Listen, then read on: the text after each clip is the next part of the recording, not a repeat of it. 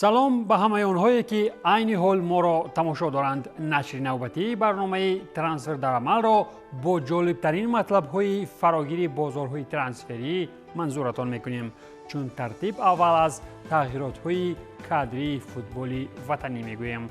اطراف ترانسفرهای تاجیکی امروز ما تنها دو موضوع داریم. صحیفه جهانی فوتبال تاجیک میرساند که فوتبالباز تاجیک سعد عبدالقیوموف میتواند ادامه مسند ورزشی در باشگاه شویتزاری سنت گالن نماید. عین حال به گفته سرچشمه بازیگری تاجیک در بررسی نماینده سوپرلیگ شویتزاریا قرار داشته. بعد به پایان رسیدن مشق‌های دسته جمعی تیم باید که به صف سنت گالن بپیوندد.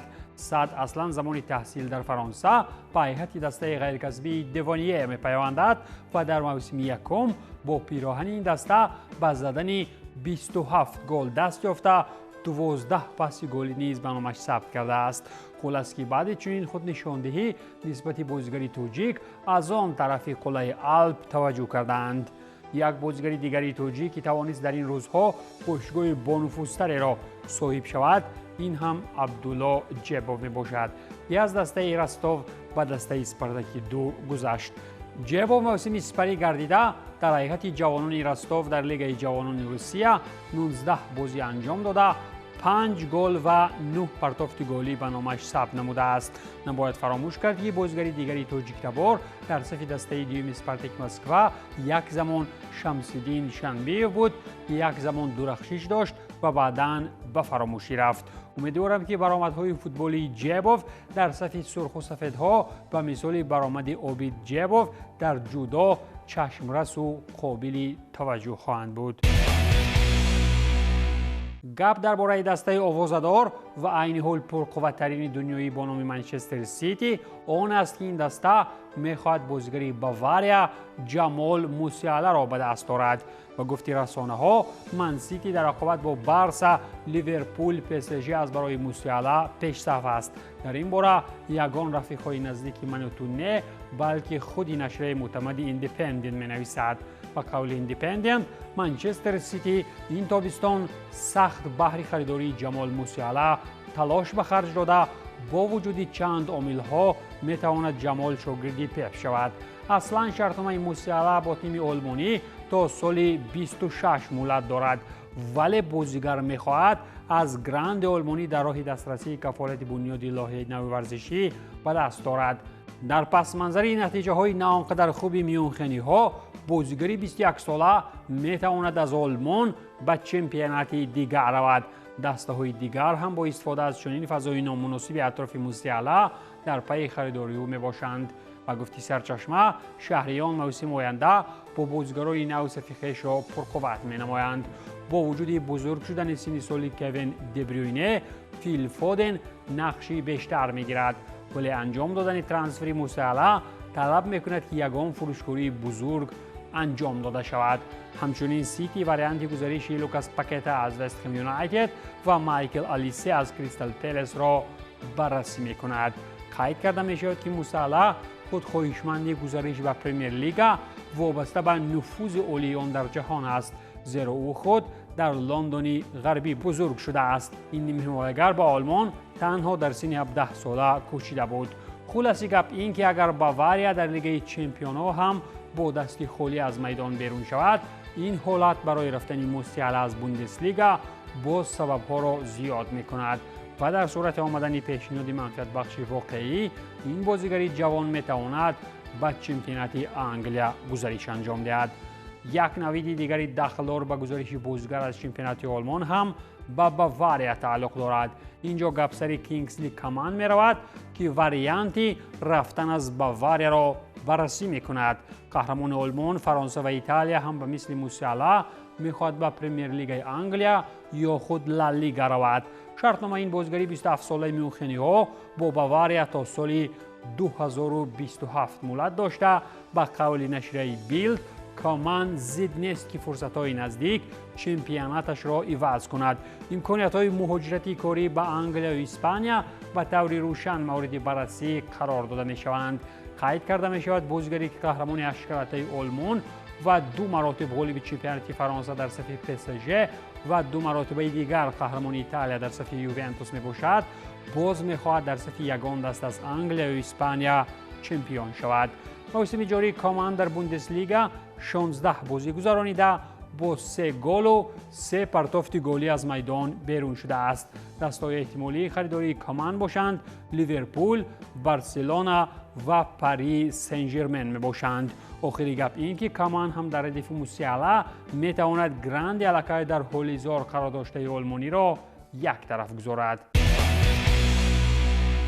یک دسته دوم خریدار و سرکار در بازار این البته که PSG است که مدام از آمادگی خاصه خویش در خریداری حمله‌ور ناپولی نه یک بار و 2 بار اعلام کرده بود.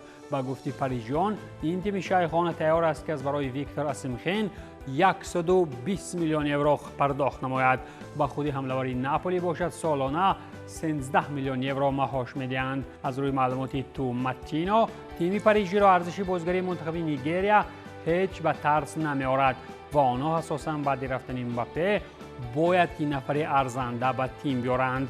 با اسیمخین در دسته پاریژی شرطنامه 4 ساله با معاش کاری 13 میلیون یورو سالانه و همچنین 100% حقوق ایمیجی از قراردادهای سرپرستان وعده کردند.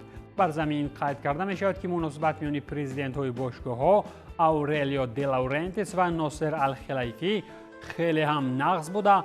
این به عملی شوی ارتباط مشکل ایجاد نخواهد کرد.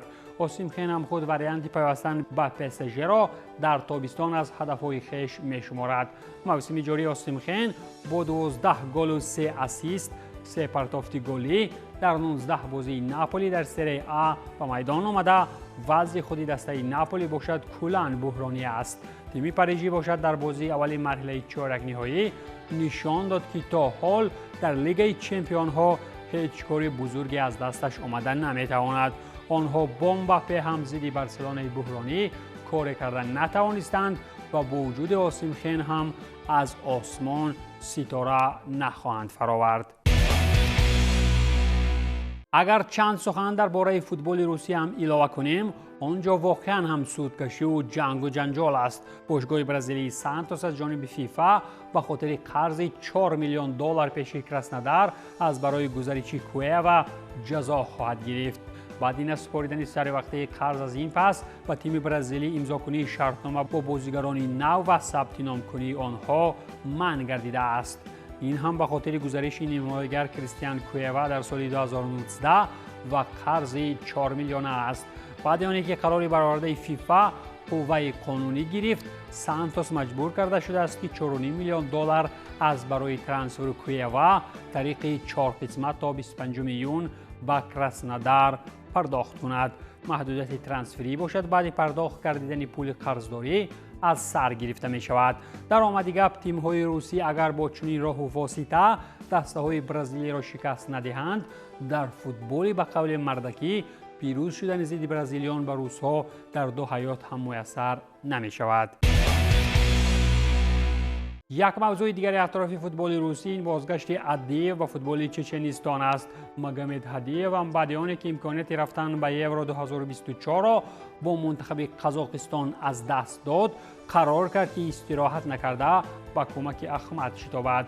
وقتی تمرین های احمد باشد ادیو از وظیفه سرمربیگی منتخب قزاقستان کنار نمی رود. ادیو اصلا زاده شهری گروزنی بوده، سالیان مختلف در صف احمد برآمد میکرد و حتی با این تیم غالب جام روسیه هم شده بود. همچنین یاوری سرمربی این تیم و مربی دسته دوم هم کار کرده بود. عین حال دسته احمد با 20 سال در زمینه سنجام جدول میر پرمیر لیگ روسیه قرار داشته، باید با آوردن آدمان خودی موقعی برایشان خطرناک را ترک نمایند. احتمالاً به نفر خودی باور کردند که میتوانند چچنای فوتبالی را از تخانه جدول بالا برآورند. اینک فرصت آن رسید که در مورد بازیگران آینده‌ساز منچستر یونایتد هم سخن کنیم و یکی از آنها به گفته رسانه‌ها باید که ژائو نیوش باشد. هدف اساسی منچستر یونایتد هم در پرقوت کنی خط میانه میدانی این با نیم حمایتگر بنفیکا ژائو نیوش خواهد بود. در این باره البته که نشریه گول می‌نویسد مانیکوانیو علاقه نمایندگان خویش را به بازی بنفیکا فرستادند و برانند که او هم دسته اولیه برای برونو فرناندش خواهد بود. ژائو نیوش 21 بازی در صف اساسی گذرانیده 6 مرتبه دیگر در چمپیونات پرتغال از کورس‌های احتیاطی به میدان آمده است. وقتی جایگیرشوی 4-2-3-1 در موقع یکی از نیم حمایتگران تکیه‌گاهی برآمد می‌کرد و همدستگان او آنجا آرکون کیکچو و فلورنتینو بودند. از روی مشاهده‌ها بازیگری چنین سرتری میونه بوده، از روی وظیفه‌های اجرا کرده‌اش او بیشتر به رودری مانندی دارد. از این رو تنهاگ میتواند او را با جفت کازیمیرو یا ماینو استفاده نماید، جایی که نیوش پایان‌تر می‌فراید و نقش بازیساز یا خود پلی میکر را اجرا می‌کند. خلاص که با آوردن چنین بازیگر امیو گویا که به من سیتی از روی صفت بازی و نتیجه مانندی پیدا می‌کند، ولی این معنای آن را ندارد که منچستر هم یک زمان کارنامه‌های بزرگ گواردیولا را رنگ آینه تکرار می‌کند. یک نفر دیگری که میتواند در چمپیونات انگلیس درخش خاص نشان دهد این ویکتور دیاکرش است. ویکتور اینر دیاکرش شوئدی 25 سال داشته، حمله‌ور مرکزی باشگاه اسپورتینگ و منتخب شوئیسریا است. عین حال او بهترین نشانزد چمپیونات پرتغال بوده، در 26 بازی صاحب آمار 22 جمع 10 است. از این رو آوازها بیشتر او را به تیم‌های انگلیسی تقدیر بند می‌کنند. اسپورتینگ طرح 3-4-3 را استفاده نموده، نفری شوئدی آنجا نقش حمله‌ور مرکزی را می‌بازد. وابسته به آمارها و کارهای نتیجه بخش میتوان گفت این شوئدی میتواند در انگلیا لیورپول یا به طور مثال آرسنال را پرقوت کند. بهر مطابق‌جویی با فوتبال در انگلیا باز آن کمک می‌کند که این بازیگر چند موسم در چمپیونشیپ گذرانیده بود. از جانب دیگر باید گفت که لیورپول از چمپیونات پرتغالیا الکی با نرخ گران داروین نونیز را آورده بود که در وقت‌های درکاری ضربه‌اش داخل دروازه نه تیم کجا می رود. باز نشود که دیاکرش را هم بیارند و چنین عملها تکراراً دیگر باره تکرار شوند.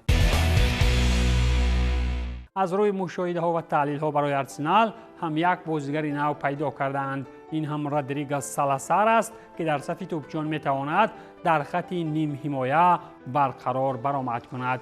نماینده دسته براگا رودریگو سالاسار 24 سال داشته، ارزش ترانسفریش 8 میلیون یورو می باشد. این موسم 17 بازی در صف اساسی گذرانیده، صاحب آمار 3-6 است. با وجود این بهترین نیمه‌گر مرکزی چمپیونات پرتغالیا از روی پرتافتا برای ضربه به سمت دروازه می باشد.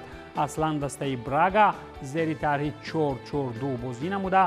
این نفر چون نیمه‌گر مرکزی با جفت موتینیو در میدان عمل می کند، چون نیم حمایتگر از جهت آمار بازی برقرار نشان می دهد و در دل حالت می تواند اگر به طور کفالتناک نفر اساسی در آرسنال نباشد از کرسی احتیاطی برآمده سخت خدمت کرده می تواند. از این رو برای تیم ارتتا هم تابستان بهر پرقوت کردن دسته با هر راه واسطه باید نظر کرد.